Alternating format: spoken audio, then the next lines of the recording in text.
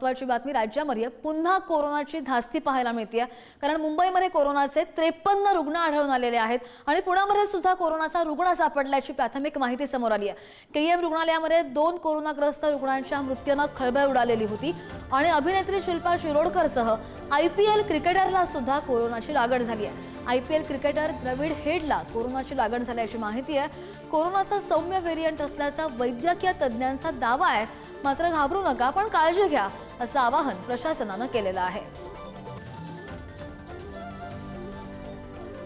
ही 3 दृश्य आपल्या स्क्रीनवर 2 कोरोनाग्रस्तांचा मृत्यू झालेला होता।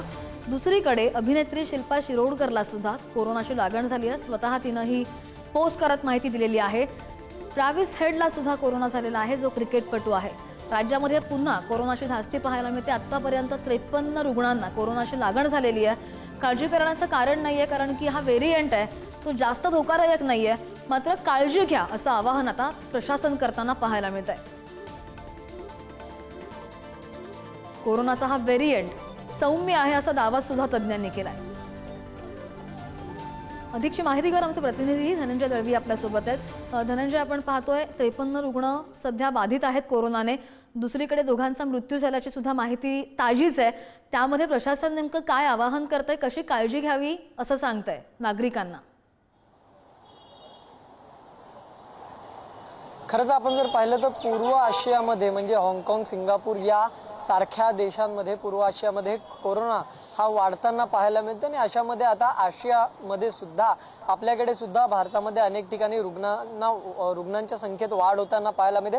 त्यामध्ये जर आपण महाराष्ट्रात बघितलं तर महाराष्ट्रामध्ये मुंबईमध्ये सुद्धा 50च्या वर हा कोरोना बाधितांचा रुग्णांचा आकडा आपल्याला पाहायला मिळतो। त्यामध्ये 2 रुग्ण जे आहेत ते केईएम रुग्णालयामध्ये दगावले, त्यांना कोरोना झाला होता। मात्र रुग्णालयाने स्पष्टीकरण दिलं की या दोन्हीही रुग्ण ज्यांचा मृत्यू झाला हे त्यांच्या इतर आजाराने पीडित होते आणि त्यामुळे त्यांचा रुग्ण झाला। दोन्हीही महिला होत्या, त्यामधल्या एका 14 वर्षीय मुलीला मूत्रपिंडाचा तर दुसऱ्या एका महिलेला जो आहे तो कर्करोगाचा आजार होता आणि त्यामुळे ते बाधित होते आणि त्यांचा यामुळे मृत्यू झाला। कोरोनामुळे मृत्यू झाला नाही, मात्र त्यांना कोरोनाची लागण ही झाली होती। असे 50च्या वर रुग्ण जे आहेत ते सध्या मुंबईमध्ये आपल्याला पाहायला मिळतात। काही रुग्ण जे आहेत ते पुण्यामध्ये सुद्धा आहेत। त्यामुळे कोरोना एकदा पुन्हा वर डोकं काढताना पाहायला मिळतो। मात्र हे सौम्य लक्षणं आहेत, त्यामुळे प्रशासनाने भीती किंवा काळजी करण्याचं कारण नाहीये। मात्र काळजी घ्यावी प्रत्येकाने असं आवाहन केलेलं आहे। ज्या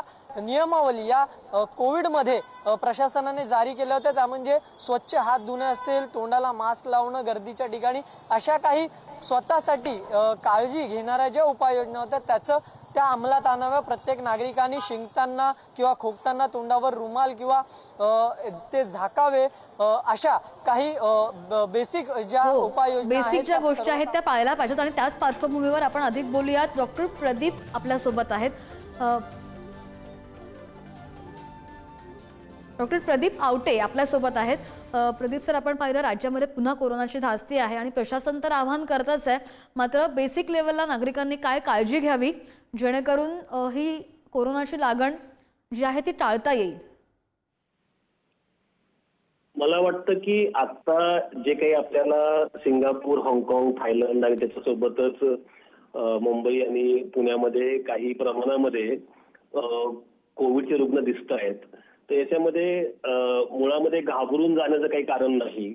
JN1 नावाचा जो एक व्हेरियंट आहे त्याचे हे रुग्ण आहेत आणि हा ओमिक्रॉन जो आपला 3ऱ्या लाटेमध्ये होता तोच हा विषाणू आहे आणि तो अत्यंत सौम्य स्वरूपाचा आहे। जागतिक आरोग्य संघटनेने त्याबद्दल म्हटलेलं आहे। त्याच्यामुळं तो काही वेळा त्याचा प्रसार वेगानं होतो, परंतु त्याच्यामध्ये गंभीर लक्षणं असणारा आजार होण्याची शक्यता खूप कमी आहे आणि त्यामुळं मुळामध्ये आपण जे कोविड करता दक्षता घ्यायचो त्याच्यामध्ये मुख्यत्वे जे आपले सिनियर सिटीजन आहेत किंवा ज्यांना डायबिटीज, हायपरटेन्शन असे काही आजार आहेत, या मंडळींनी विशेष दक्षता घेण्याची गरज आहे। आणि सगळ्यात महत्त्वाचं म्हणजे पॅनिक होणं किंवा घाबरण्याची काही देखील गरज नाही आहे। डॉक्टर, आपण पाहतोय की सध्या या रुग्णांची संख्या वाढतीये. काल सुद्धा दोन ते 3 दिवसांपूर्वी एका हॉस्पिटलमध्ये 2 जणांचा मृत्यू झाल्याची माहिती आली या कोरोनामुळेच. आणि आता जी रुग्णांची संख्या आहे ती 53 वर आली आहे. तर ही संख्या जेव्हा वाढती आहे तर विशेष करून आपण आवाहन काय कराल आणि काय नेमकी विशेष काळजी घेतली पाहिजे नागरिकांनी? कोविडच्या बद्दल जी काळजी आपण नेहमी घेतलेली आहे की मास्क वापरणं किंवा तुम्हाला सर्दी खोकला असेल तर तुम्ही तुमचा जनसंपर्क कमी करणं, गर्दीमध्ये न जाणं, जी कामं तुम्हाला टाळता येतील बाहेर जायची ती टाळणं आणि हाताची स्वच्छता, या सगळ्या ज्या गोष्टी आहेत ह्या खूप महत्वाच्या आहेत.